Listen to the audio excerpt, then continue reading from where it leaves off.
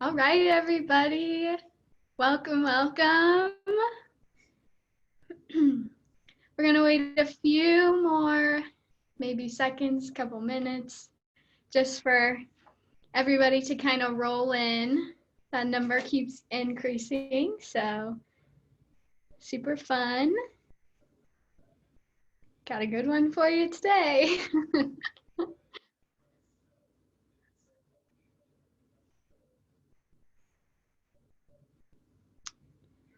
Alrighty. Looks like that number is going to stick for a minute, so we will go ahead and start. So hi everyone, my name is Katie Cramp. I am a senior at Texas Christian University and my major is StratComm. We today have the fourth session, fifth if you count the parent session that happened earlier today, of the Life Skills series. And we are here to talk about confidence today. So thank you guys for tuning in. We will have two guest speakers on this session, Matt Basinger and Kelly Carnego, who would love to tell you a little bit more about themselves and why they're here. But first, I have one thing I do have to say. This event, including any materials provided, is for informational purposes only. The opinions expressed are those of the presenters. They do not reflect the opinions or views of Community America Credit Union. Okay, let's get started. So our first speaker is going to be Matt Basinger. Matt Basinger is the CEO of Swell Spark, the parent company of Breakout KC, Blade and Timber, and Sinkers Lounge. But most importantly, Matt's wife says he is handsome, and his kids say he's the best dad in their whole family. So Matt, would you like to tell us why you're here and passionate and what's going on today? Absolutely. Thank you, everyone, for hanging out. Opportunity to spend time with you all as well. And yeah, it's an honor to spend time with you guys digitally. Quick introduction, as was mentioned, is I get to have fun every day. Like, that is my job. I get to go and have fun. I have three amazing kids at home, and I will go out, and my wife will come home and she'll say, "What did you do?" And I'll say, "I threw axes with some friends, and I tasted some delicious fried food, and I did all sorts of other things." And she's like, "Great," because our kids were flinging poop throughout the house and I had to clean all of it up. And so I definitely I get to win that piece. But my hope today was to talk a little about confidence. And I love that we're going to talk a little bit about the difference between being confident and cocky, because I certainly don't want to come across as cocky, but for better or worse, I do think I have a fair amount of confidence as well. Swell Spark parent company, we've been creating fun experiences, creating shared experiences for folks for the last 5 years or so here in Kansas City. And I'm excited to share just a little bit more of that here in short order. Awesome. Thanks, Matt. We're excited you're here. Our next speaker will be Kelly Carnego.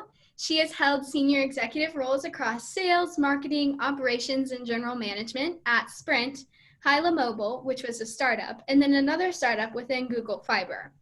She's currently taking a sabbatical and enjoying time reading, learning, exercising, and spending time with her family and dogs. Kelly, would you like to say hello?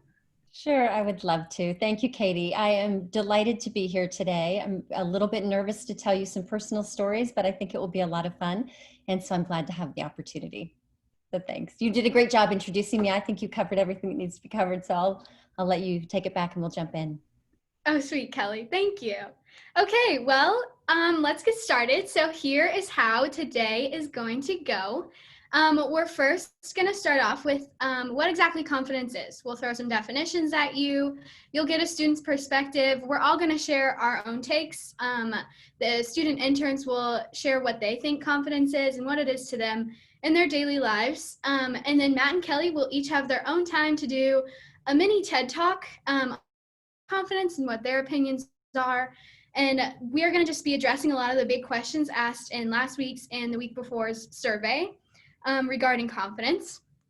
And then make sure you begin thinking about questions that you may have for anyone on the panel. And please feel free to ask them at any time, because at the end we will have a Q&A that will be open to our audience, and questions asked in there will be answered. And then at the very end, we will be including a resource doc that will include all of the information we covered plus some extra, with a whole bunch of fun TED Talks that you can listen to that's about confidence, including Matt's. Even though his isn't, I don't think his is about confidence, but we included it anyways because, Matt's a rock star and that's why we have him.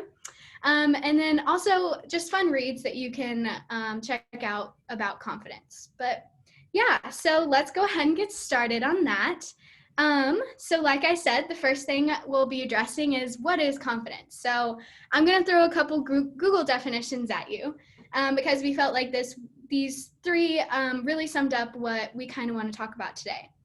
So the first is the feeling or belief that someone can rely on someone or something. So a sort of firm trust. It's a quiet inner knowledge that you're capable. And lastly, a feeling of self-assurance arising from your own appreciation of your own abilities and qualities. Personally, that last one is my favorite, but all four of us interns decided to put it in simpler terms, and really, we just called it being sure of yourself. So now we're going to talk about how we curate our own confidence in our daily lives or through our life. We each have a little story and a little bit we want to add. So I'm going to throw it to Carlos, and Carlos is going to start us off on that. Hey everyone, I'm Carlos Cardona. I'm currently a junior at the University of Chicago studying economics. And so I'm here to tell you guys a little bit about confidence and what it means to me. And, so one thing that I really wanted to touch on was having tenacity and being able to overcome obstacles. I feel like that's a huge part of confidence, and it's, it's something that you can definitely struggle with, but you can eventually do. And so I want to preface this by saying that confidence is a skill that you can build, and you can definitely you can always gain more of it. Of course, you can always have less confidence with some stuff, but for the most part, you can always build your confidence and become a much more confident person. And so I'll tell you my story. So I'm actually a dreamer and a DACA student. So if you guys don't know what that is, basically my family and I immigrated here when I was very, very young. And so with that, there's a lot of things that, I wasn't really afforded. Like I wasn't able to, have the same experiences that a lot of other kids my age had. And so for example, I could never participate in field trips abroad or stuff like that, and for example, my friends, when they were driving in high school, I wasn't really able to get a license at the time. So it was a bit of a struggle, especially when you're different from other people.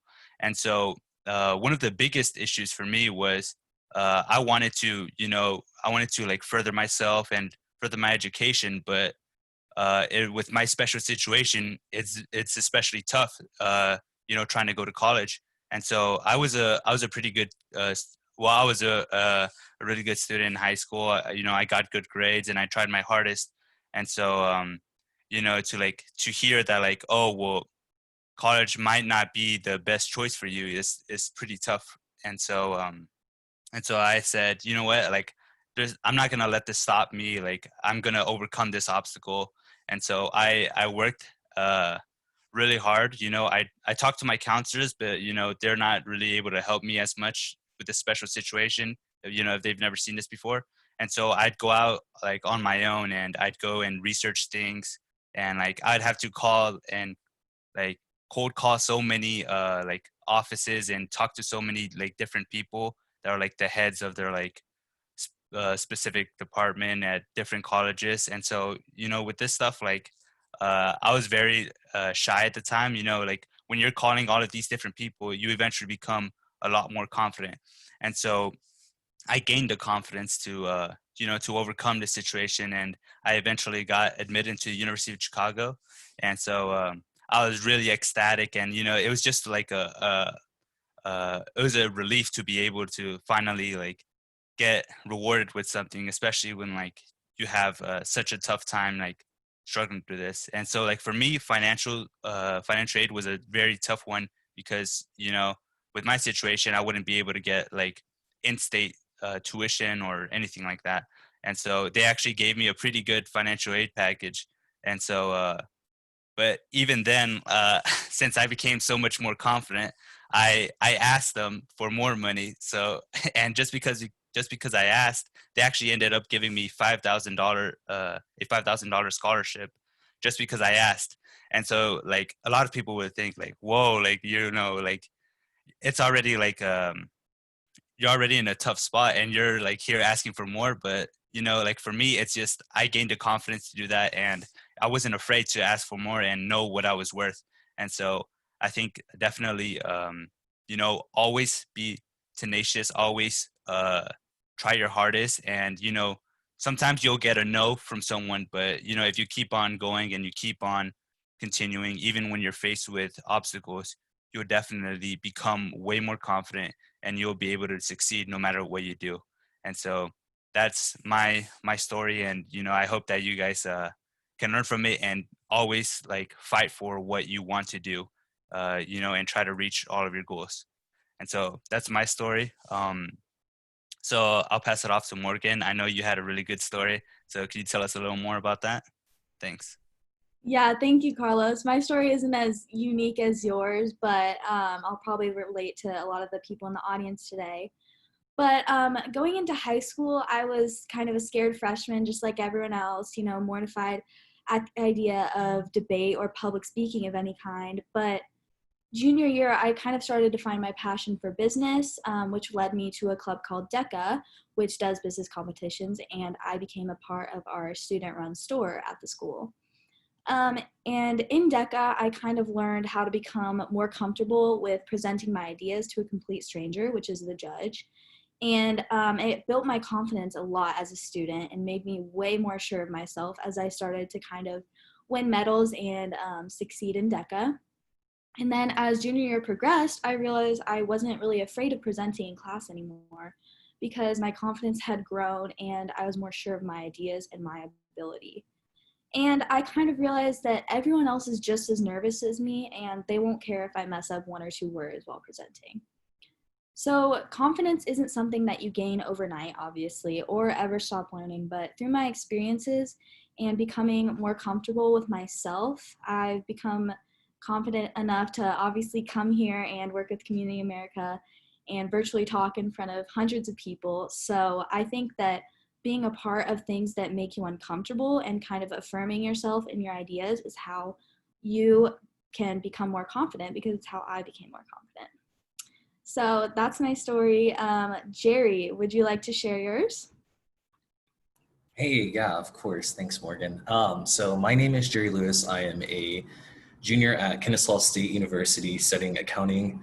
And my take on confidence is kind of the idea that like, if you focus on like how different you are than everyone else, then like you're gonna have a hard time, because the thing about being confident is that like everybody is struggling with the same thing. Everybody is afraid to present, or everybody's afraid to like achieve or apply for like not a scholarship, but like for schools or basically anything in life. And for me, like my demographic, being like a first generation college student, being Black, being queer, like feeling so different, feeling like an outsider, it isolates you and it makes you feel like, you know, you're not like as good as you actually are. But realizing that you are like awesome and you are smart, that is what like builds confidence. And, you know, some people are born as like extroverts. So like they do have the ability to like feel more confident. I feel like I'm a little bit of an extrovert. So you know, I do a little bit better with it, but others may not feel that way. And I definitely think that like public speaking, like how Morgan brought up, is an awesome way to like build confidence. So for me, like doing debate in high school, I mean, like I would be like shaking, you know, because like speaking to people and speaking to a judge is like, it's a hard thing to do, especially for the first couple of times, but you know, you keep exposing yourself to these uncomfortable situations and you just slowly build that confidence. Because I mean, you really have to like believe in yourself, you know, as cheesy as that sounds, but I mean, it's true. And the opposite side of confidence is being insecure.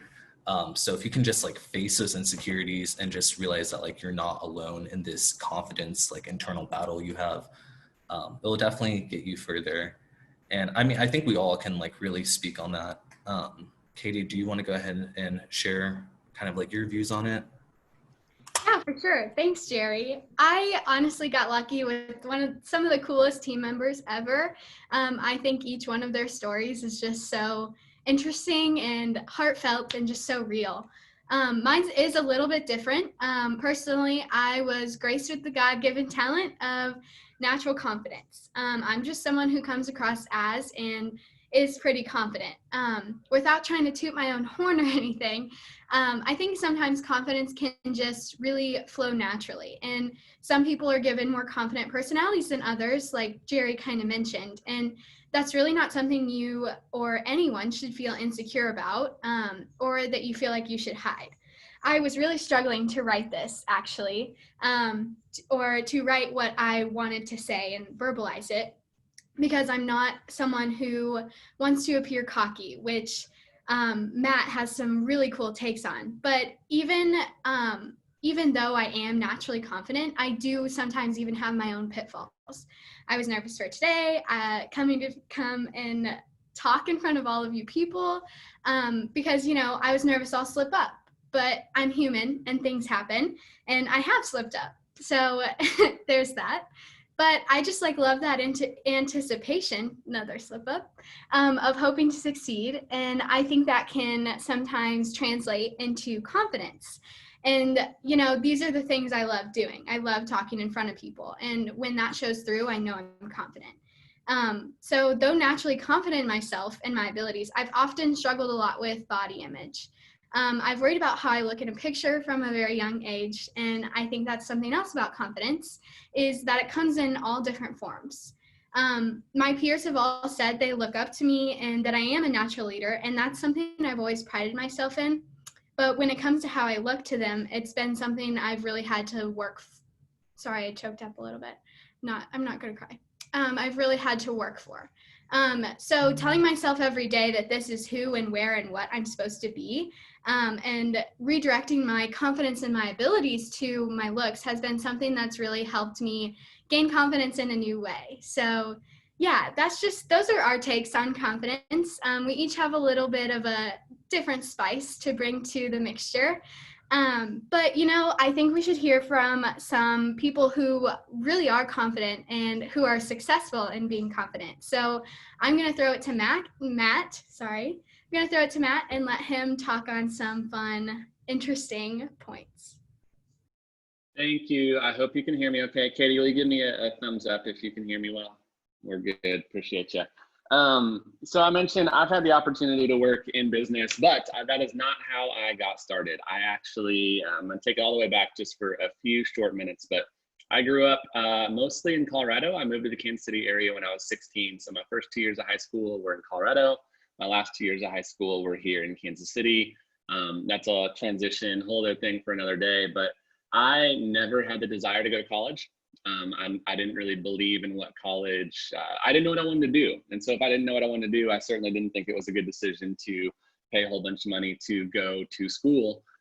That said, I had the opportunity to run track at the University of Kansas. And quite frankly, that was what got me into this field of education, what got me into really this idea that things can be taught. And I know that sounds kind of silly, but until like the 1950s or 1960s, there was this idea that both leadership as well as to a degree confidence were these innate things that you either had or you didn't, and they weren't necessarily things that could be taught to people.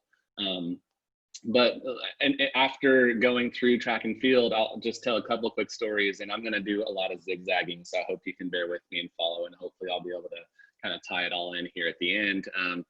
But I went in as a walk-on decathlete at the University of Kansas.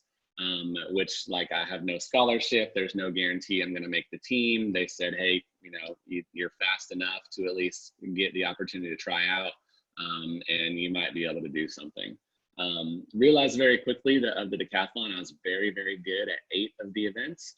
I was not very good at 2 of the events. And unfortunately, to do the decathlon well, you have to be really, really good at all 10 of the events.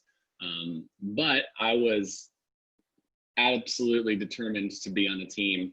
At the end of the first semester, coach said, "Hey, Matt, you know, you're not cutting it as a decathlete, but I think you might be able to make it on the 4x4." Ended up doing pretty well with the 400. I got bumped up to the 800, but it was my junior year. I got really, I'll call it cocky. I got kind of some swagger, maybe a little bit extra swagger, but what was really fascinating, so the cockiness, the confidence, the way that that manifested was, one, winning a lot of races, which is really fun. But two, I got these really like absurd blue and white striped socks to match my uniform. And I was undefeated in these socks. I was like, not only am I going to beat you, but I'm going to be the absurd looking guy with goofy little kid, small striped socks who's going to beat you and make you feel even worse for getting beat by a guy with stupid striped socks. Like that was my headspace. Got to the point that we got to the Big 12 championships, again, coming in with kind of this cocky attitude. And for some reason, really, there was one guy, Kevin Mutai from Baylor, who I knew had run faster times than me. And I lost my confidence. I realized, like, going into that race, I was like, I'm undefeated in these socks. And quite frankly, I don't think I'm going to win this race. And so I decided to not wear the socks, which in some ways were like representative for me of my own confidence, again, cockiness, that I was going to win. Sure enough, I got second. Kevin Mutai beat me.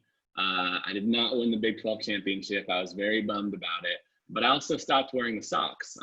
I think future facing, I just realized that the thing that I should do, the most important thing that I could do, and this was Acia Bates.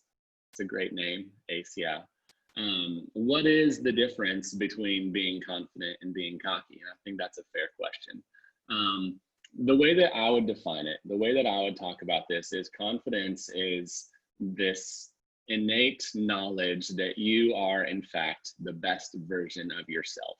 And that in any given situation, you have the ability to put forward the best version of yourself, no matter what it is that you're doing. So with this discussion, with this talk, you know, whatever I've prepared, I felt confident that just because of the history and the stories coming in, that I'm going to do a halfway decent job, hopefully, of sharing, you know, some of these stories and some of my background with you. It would be really silly of me, right? We have Kelly coming up after this, and it'd be really funny and terrible if my perspective was like, you know what, like, I really hope that I do well and that I speak well, but I really hope that I do better than Kelly. Like, as long as I do better than Kelly, then things are going to be good. That's not confidence, that's cockiness.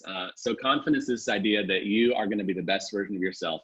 Cockiness, while sometimes it can be confused with confidence, I think that's more to do with both the situation and the context of which you're in, but also the way in which you hope to present yourself. So the difference is, I'm going to run the fastest race that I possibly can, or I'm going to beat everyone because they all suck. Can you say that? Can you believe that you're going to win the race? Yeah, of course you can. And that is confidence. But that's, again, based off of your abilities, not based off of what other people are doing to you or the context or situation that's around you. So there's kind of this intrinsic like idea of simply, I'm going to do the best that I can. And the best I can is going to be dang good. I think that's what confidence is. But on the same note, I was having a great conversation with my pastor. This was probably 3 months ago. We were talking about the idea of bravery, and bravery and confidence are kind of one and the same in many ways. And what occurred to us is that the difference between being brave and pretending to be brave, there actually isn't one. There's no difference between that moment of bravery and pretending to be brave. They have the same outcome, which is you as an individual putting yourself forward and giving your best attempts to do this thing, whether you actually believe that you have the capacity to do it or not. And so I think confidence oftentimes is a byproduct of your willingness to be brave. And your willingness to be brave in many ways is just your willingness to try. The more that you try, the more that you find little successes, the more confidence that you will continue to gain. And so to Katie's point, some of us are born probably with a whole bunch of confidence, but some of it is a byproduct of this persistence of creating small wins in your life along the way And at some point you get to kind of look back and be like, man, the reason that I think that I can go and do that thing and be successful in that capacity is I have a history of being successful in that capacity. So to kind of wrap up at least this small part, I think confidence often starts with bravery, but then it's built upon any form of success or finding success in the failures that you've had in your endeavors to continue pushing forward. Now, another quick story, right? So I have the opportunity to lock people in rooms, right? With Breakout KC. I know I can't see your hands. I hope a lot of you have had the opportunity to either come to Blade and Timber or come and Breakout KC, throw axes, do escape rooms. They are a ton of fun. But let me tell you about the very first day of Breakout. So we went to Nashville, saw this escape room thing, was like, man, that's a really cool idea. I think we can do it better. And so signed a lease in Kansas City, decided to build this thing out, open up this adventure. Literally the first day that we were open, the first test room that we ever had. Because again, I didn't know that we were going to be great at escape rooms. I just felt like we could. But this first group is going through, they get to the very last puzzle of room 13, if you guys have ever played room 13. And they start to do this last little lock and it doesn't open. And I'm watching everything, I'm listening to everything. I'm like, well, crap, like we messed up, you know, but I was like, well, maybe they're just dumb and they don't know how to open a lock. And so I was hopeful that somebody else would step in. Fortunately, someone else steps in. They're like, okay, the code is, 1, 2, 3, 4. They put in 1, 2, 3, 4. It doesn't open either. And so all of a sudden I'm like, dang it. I'm going to have to go in. I'm going to have to break the immersion. I'm going to have to go in and undo this lock so that they can continue moving forward and hopefully win the game. Well, I go in there, I put in the correct code. I know the lock's going to open. The lock doesn't open. So it's our first day. We don't have bolt cutters yet, but I'm like, we have to get this lock open or else the game can't go on. And so I decide, I have these kind of like garden clipper, they're called tin snips. And I'm like, man, I'm pretty strong, like if I just put like all of my force and effort into this thing, maybe I can get this thing unlocked. And so I did, and I, put all my pressure in, and if you're queasy, I'm sorry, but in cutting the lock off, I also basically cut through a big part of my finger and started bleeding everywhere. In bleeding everywhere, I literally passed out and peed my pants in front of all of these people. They had to they took me out of the room. So like the worst first day on the job that you can ever have ever. Like, hey Matt, how's the first day? Oh, well, I cut part of my finger off, passed out and peed my pants. From that point forward though, I think in looking historically, what I think I realized is like, man, it can't get much worse than that. Like that is, one, it's a hilarious story. I hope I got at least a chuckle. But two, it gave me a confidence that like, to a degree, if that's kind of the worst that can happen, then I think this business is going to be okay. And so that's probably one of the funnier failures that I've ever had, and hopefully have learned from.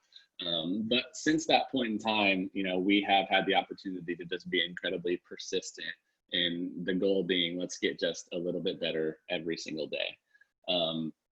And so Katie, I see that you're jumping back on as well, and I certainly don't want to monopolize conversation. I know I have probably like 30 seconds left, and we'll do some Q&A, but I want to answer Brooks. Can I answer Brooks' question? Is that okay? Yeah, go for it. Yeah. Awesome. So Brooks says, are there any exercises or activities that help build confidence for the future? Certain things like yoga or Tai Chi. I would say all of those. I think confidence comes with discipline, quite frankly. I used to be a high school guidance counselor, and what I told every student, I said, if you can walk away from high school with 2 skills, discipline and time management, you will be successful, period. If you just have those 2 things. And I was able to extrapolate discipline from, like, I was disciplined not in my studies, I was disciplined in my athletics. But what I realized is that that could translate over into anything I had that was goal oriented. And so my encouragement would be, if you have a goal, one is to make sure that you have tangible and actionable steps to achieve that. But 2, that you don't get so caught up in achieving the big goal, but that you break it down and you achieve the small goals that get you there. Because James Clear is this incredible author. He writes a book called Atomic Habits. I recommend it more than any other book on earth. But the idea is that if you just get 1% better every day, that's it, just 1% better. After the course course of a year, you're going to be 300% of a 365% better version of yourself than you are. At the end of the day, all we can do is control who we are. We can control how we react to things. We can control what we do with our bodies. And so with that said, the more that you look back and find those small wins, the more confident I believe that you'll be future facing. Hopefully not too big of a zigzag. I appreciate you guys making time for me. I'm really excited to hear a little bit more as well from Kelly. And we'll stick around. I think we have some Q&A and some other things, and I'm available. So you'll get my contact information. Come throw axes, come escape from rooms. Thanks for spending, I guess Tuesday afternoon learning about confidence. So thanks, guys. Yeah, Matt, thank you. That was awesome. Thank you for being so vulnerable about peeing your pants in front of so many people. That's pretty embarrassing. But I'm so glad you shared that. That was such a fun little story. Your whole story was cool, even the fun socks. But so next we have Kelly Carnego, and she's going to talk about, imposter syndrome, whatever she wants to talk about now too. We have gotten so lucky with both of these really awesome people that have so much to say about confidence. So I'm going to let Kelly take it away. Thank you, Katie, and great job, Matt. So I'll start by saying that Anita is a good friend of mine, Anita Newton, and she called me and said, I'm putting this thing together, and I've got these 6 topics that I want to cover. And she walks through all the topics that you all are doing through the course of your summer. And she said, and I want you to guess which topic I want you to cover. So she goes through all the topics. And I'm thinking, as she goes through them, I'm thinking, yeah, I could probably talk about that one. And yeah, that one would make sense. When she says confidence, I thought, oh no, I bet she's going to ask me to do that one. That is not the right one for me. So she gets to the end and I say, do you want me to do confidence? And she said, yes.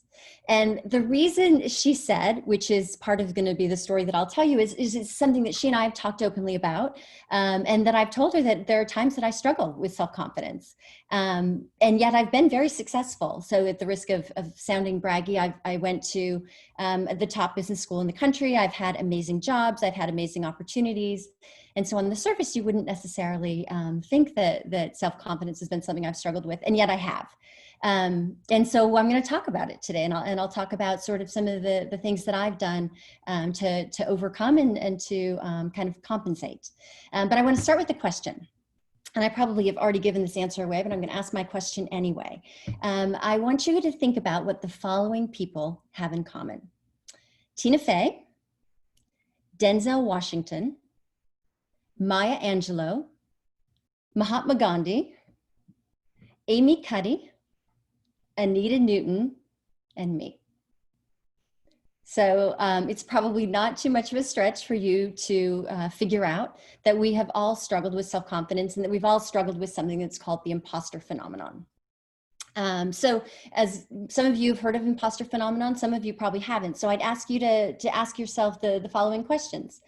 Have you ever wondered, how in the world did I get a seat at this table? How did I ever make this sports team that I made? How did I get voted to student council? How did I get admitted to this college? How did I get this scholarship? How did I get this internship?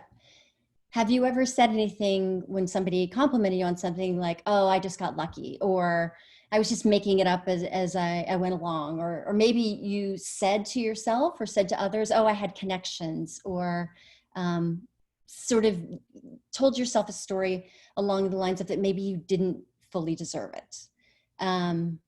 Those are all signs of imposter phenomenon, where you don't always fully own really what you should and what you've earned. I'll tell a story. I have a teenage daughter. I'm going to tell 2 stories about her. The first one is she's played competitive soccer for as long as she's been able to play soccer. And she's consistently made the top team in her club. And yet every year, whether it's at tryouts, whether it's after tryouts, whether it's during games, she'll question whether or not she's going to make the team, whether or not she's going to be able to be a starter. She'll question quietly, not openly, but if she's good enough. And so I think we probably all have those times that we ask ourselves these questions. This morning, I asked her somewhat hesitantly if she wanted to see the outline that I'd written for what I wanted to talk about this morning. And she did. And she gave me a lot of great feedback, which I've incorporated in this. But I was also, it was mostly constructive, and it wasn't until the very end that she gave me a compliment. And she did, and ending with a compliment was actually something that was really helpful for me to come and talk with you all today. But acknowledging that I was nervous even to show my daughter what I was going to talk about, it just sort of gives you an idea of the things that we all struggle with. I recently read a book by Amy Cuddy. Some of you may have seen Amy Cuddy's TED Talk about power poses, which is great. I think it will be in the links that you get after this. If you haven't seen it, I highly, highly recommend it. I did a power pose before talking today. But in it, she talks also a lot about the importance of presence. And a key component of the importance of presence is being our true authentic selves. And I think, Matt, that's a lot of what you were talking about, is being the best version of ourselves, being genuine, being authentic, putting our best foot forward. And sometimes to do that, we have to be authentic, we have to feel good about ourselves. And so sometimes imposterism can cause us to be cocky, frankly, to be not very authentic, to not be fully present, because we're hiding behind something. And so part of being authentic is being vulnerable, but it's also the key to having great relationships and frankly to landing jobs. In Amy Cuddy's book, she talks about how a lot of research has been done that somebody who's authentic in a job interview is more important in terms of connecting with their interviewer and telling their story than their kind of their job qualifications, because we're all looking to get to know people and to make those human connections. So does success, how do we stop being, feeling this imposter phenomenon? Is it through having success? Is it through getting that ACT score that we wanted? Is it through getting admitted to the school that we really wanted to get admitted to? Is it through getting this internship that we wanted, or that you all have earned perhaps this summer? Maybe landing that dream job. I will tell you, sadly, the cruel irony is, if you're suffering from imposter phenomenon and you're not fully dealing with it, sometimes the more success we have, the more that we experience the imposter phenomenon. I want to tell a story that is in Amy Cuddy's book of a university administrator. His name is David, who wrote in a letter that he sent to Amy Cuddy a story about how he's struggled with imposter phenomenon his whole life, and that what that feels like to him is that the rest of the world sees him as a 90, but he sees himself as a 50, and he's really afraid that the rest of the world is going to figure out that he's really only a 50, and that every time he would get another award and another accomplishment and accolades and be publicly recognized, he'd think, oh crap, now they think I'm a 92. Boy, are they going to be pissed off when they realize I'm only a 50. And I read that, and as I read it, I laughed, and I also really identified with it. So a few years ago, I landed my dream job at Google. I interviewed for this role that had been open for over a year because Google had kept looking to find just the right fit and just the right candidate. And I felt so fortunate. I was going to say I was so lucky. That's one of the things, to get the job. And as soon as I got the job, I thought, oh no, what if they figure out that I'm really not that great? And so one of the things I had to deal with during my first few months of being at Google was this feeling of being found out, this fear. The amazing thing that I realized is, like, over half of Googlers feel that way. It's so prevalent at Google. The imposter phenomenon is so prevalent at Google. They have a class dedicated just for that. It's actually part of the orientation at Google, where they talk about it as well. And so there's so many people there and it can be, I mean, the imposter phenomenon can be something that can be very motivating. It can cause us to try to be better, to be our best selves, to work harder, to make sure that we're prepared. So it's not altogether a bad thing, but it's something that we have to recognize and that we have to acknowledge, and then we have to kind of address. One other statistic that I think is really interesting that was in Amy Cuddy's book as well, 2/3 of the students at Harvard Business School acknowledge that they deal with the imposter phenomenon as well. And I mean, these are obviously people that have accomplished a lot.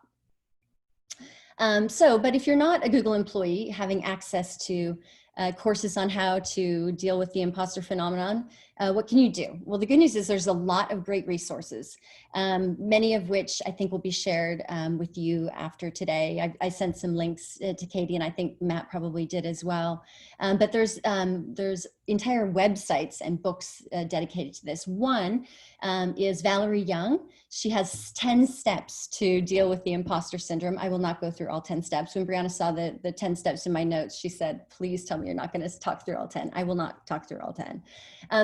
But kind of at the core of the steps is the first step to stop thinking like the first step to stop feeling like an imposter is to stop thinking like an imposter.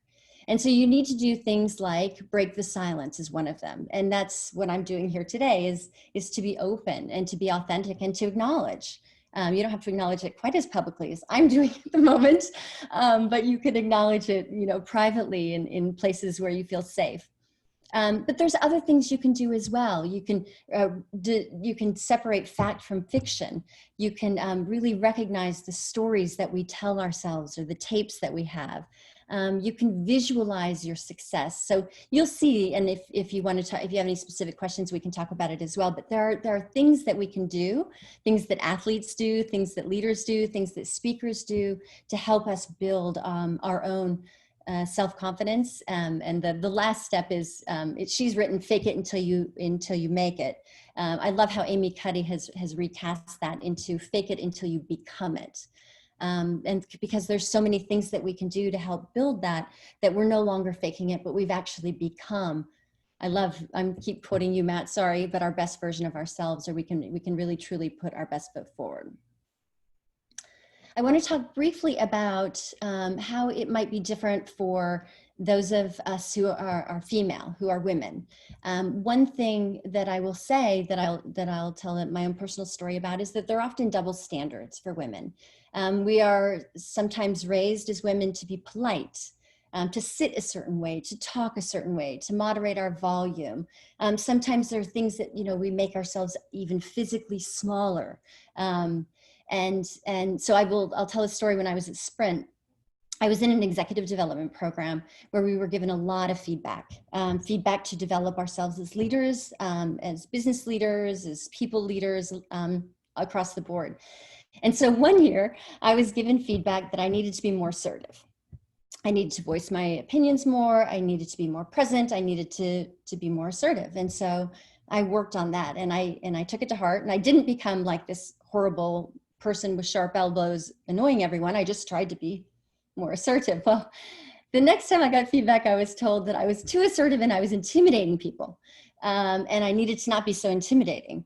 And so I laughed because it was a different person who had given me this feedback, and they asked why I was laughing. And I said, well, last year I was told I needed to be more assertive and more present.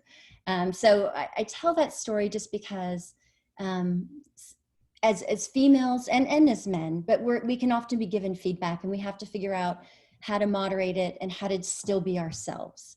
But I think it's really important that sometimes these double messages can impact our presence. It can impact our self-confidence. It can cause us to second guess ourselves.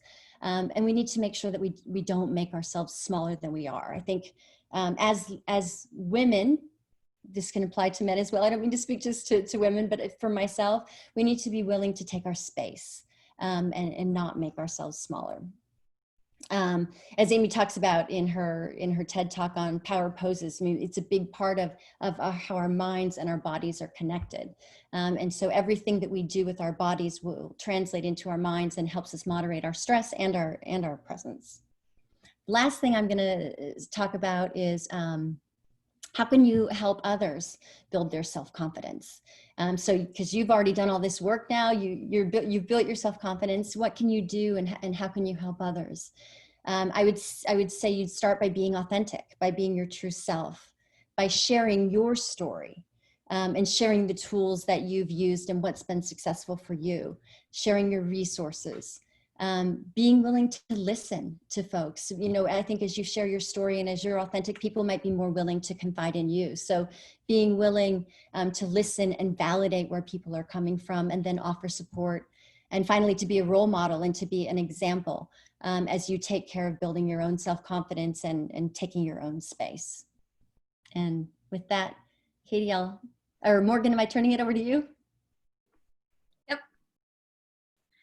Thank you guys so much. Both of your speeches were amazing. And the last thing we wanted to do today was open the discussion up to the audience and address any questions that may have come up for Matt and Kelly, and even if our team wanted to give some input as well. So our first question for Matt and Kelly comes from the exit survey last week, and it says, is there a difference between real and fake confidence, since fake confidence often becomes real? I'll go first on that one. I don't think there is. I think it's sort of the fake it until you become it. So I'll use the example. I'm such a Amy Cuddy fangirl right now. It's embarrassing, but she talks about the scientific research that's very extensive, that if the things that you do with your body, so if you take a power pose and you hold it for 2 minutes, I'm putting my hands on my hips, I don't think you can see me on camera, your body, like your cortisol level and your stress level changes. And so there are things that we can do. So if we fake our confidence, our bodies actually help us feel better, and it will help us calm down and be more confident. And then I think, like it creates a virtuous circle where the more you're confident, the better things are going to go. Maybe I have a job interview with you and the interview goes well and I end up feeling better. I get the job and things get better. So I don't think there's a big difference between how fake confidence and real confidence manifests itself. How it feels internally, I think initially can be different. But I think through faking it, you actually do become it over time. Yeah, I think the faking it is funny because obviously, like, there's this other part of this conversation that we're not addressing with this specific question, which is context. I was typing on one of the questions of, like, it would not be appropriate of me to fake it that I am a good brain surgeon right now. Like, that would be detrimental. We don't want that to happen. And so I think it is important just to have that linger over here. Just recognize that there are things that you should not be confident in because you are really, really terrible at, and it's going to take a really long time. And I know that's a weird way to preface that. But this fake it till you make it idea, I think what's funny, I've become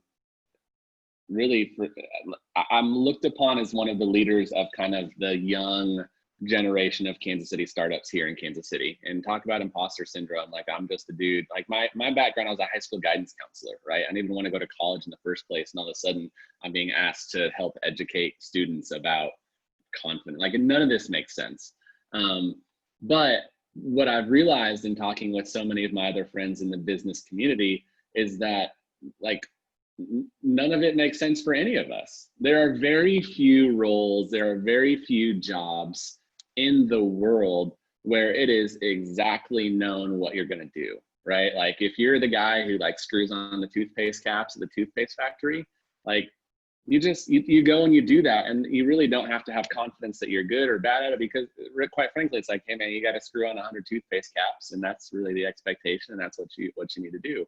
But folks like Kelly were put in her position. I'm in my position because what the world is basically saying is, like, hey, this is going to be a wild ride, and I think you're the person to help figure this out. Which is very different from, hey, you have this all figured out, and so that's why we're putting you in this position. Fake it maybe isn't the right word, but again, like, perhaps a demonstrated history of doing well in new situations is what puts people like Kelly in this new role, this new situation. We're like, hey, like, we are pressing ahead.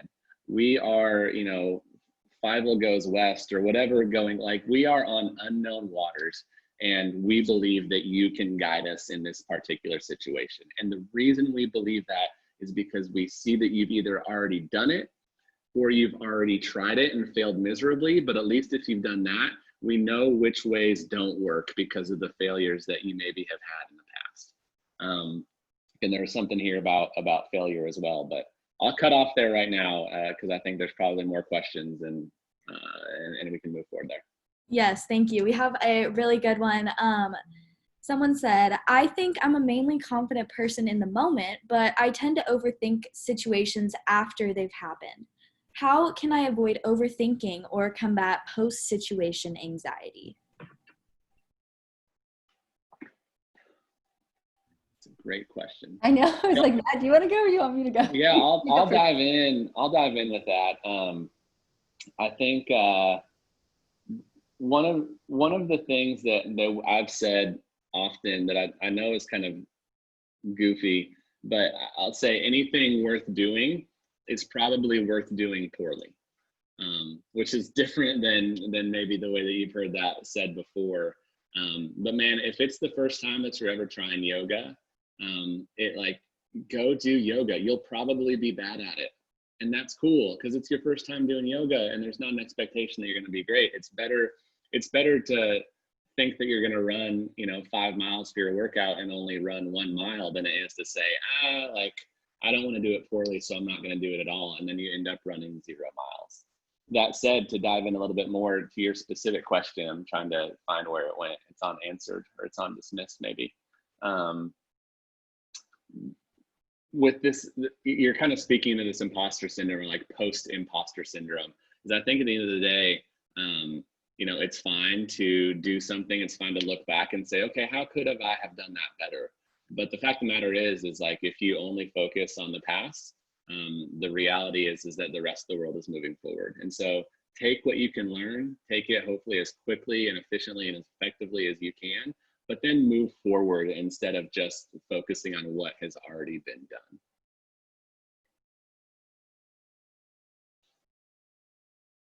I think you covered it, Matt. I don't know if I have anything to add. I think that was great.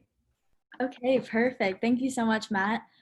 We have a couple questions on how to, not let your failures damage your self-confidence or how to recultivate confidence after your failures, because that may also affirm, the internal imposter phenomenon. I'll tackle that one first. I think one of the most important things is how we frame our failures. And so if we take failure as it's the end of it in itself, I think, it can defeat us. But I think if we reframe failure as an opportunity for learning, I think it was Henry Ford who said, it takes failure to begin again more intelligently. And so failure is really, and think about professional athletes and how they just do things over and over and over again. And in so many sports, it's how many, batting 300 or 400 is amazing. So I think it's about reframing failure as not an end in itself, but as a step along the way and a path along the way. Matt commented, and it's what I've seen as well in startups. I mean, you get a badge of honor by going through a startup that failed because you learn a lot. There's so much we can learn through our failures. But I think the important thing is how we frame it so that we can learn from it. And so that we don't let it define us in a negative way, but we let it define us in a positive way. And we take from it what we can. COVID, if I can jump in as well, you hit it on the head, Kelly, but COVID's been really fascinating, right? Because it sucks. It's awful for just about everybody in every capacity of the word. My business is just over 5 years old, and there's a ton of data about, 80% of business. I'm gonna make up numbers, guys, for a second, but most businesses don't make it past 3 years. The average business does not. And what folks don't talk about is of businesses who make it past 5 years, 60% or 70% of them don't make it to 10 years. So it's not even that once you get past the 3-year hump that you're just in the clear. But I think what's really fascinating about all of those statements to a degree is, it's focused on the end of the business. It's saying what you're saying with that statement of most businesses don't make it 7 or 8 years is you're saying that 8-year point, that 7-year point is the point in which the business failed. When in the grand scheme of things, we were on pace this year to have our most profitable year ever.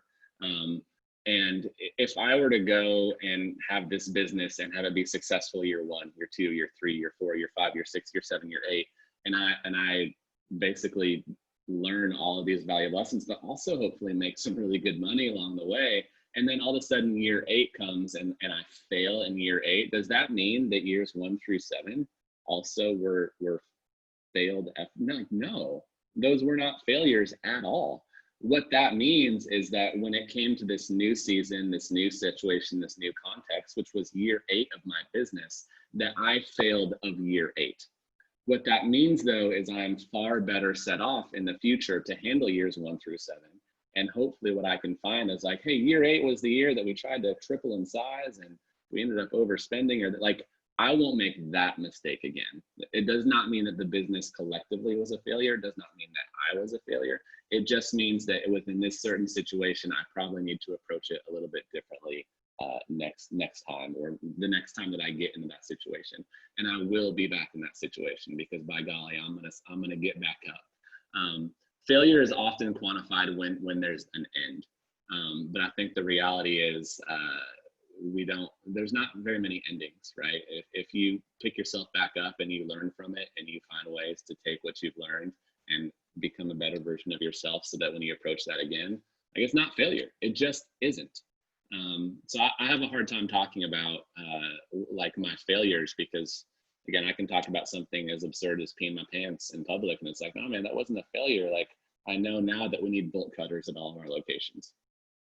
That's it. That's the whole outcome.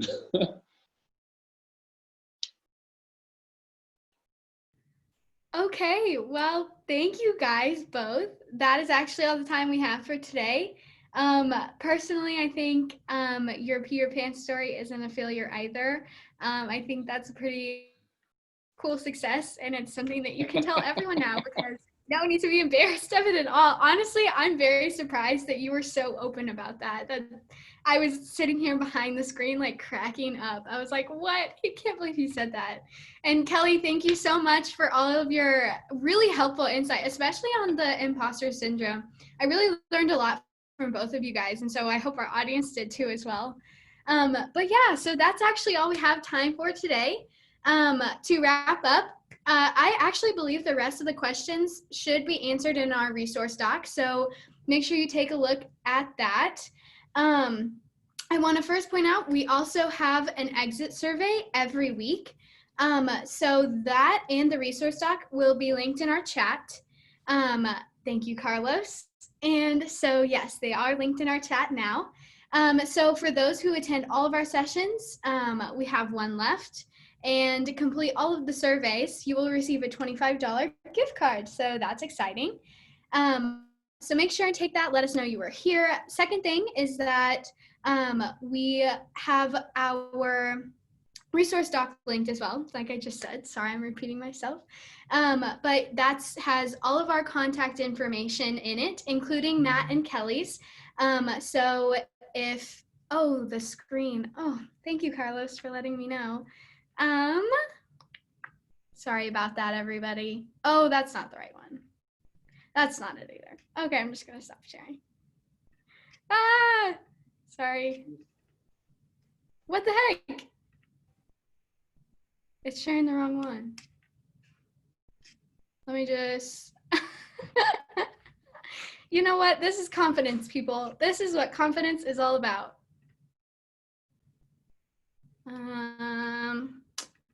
Here we go. Now I got it. Now I'm killing the game. So there's all of that. So our last session is on to next Tuesday, July 7th, and it is about education. So this one will be focused on how your passion and interests can help you guide you to your dream school and dream job. We've had a lot of questions throughout the series about planning and paying for college. So we're very excited to have Community America's College and Career Planner join the webinar as well. That will be a super fun thing, and so I hope you guys can make it to that one as well. That will also be next week on Tuesday, July 7th. And so yeah, there will be a follow-up email with all of these resources linked as well, including the resource doc, the exit survey, and the link to this next session. And so yes, thank you, Matt and Kelly. You guys have really outdone yourselves today. And personally, I'm feeling a lot more confident. And so I hope our audience is as well. Thank you to our audience for joining today, and we hope to see you all next week. Enjoy the rest of the day. You are free to go.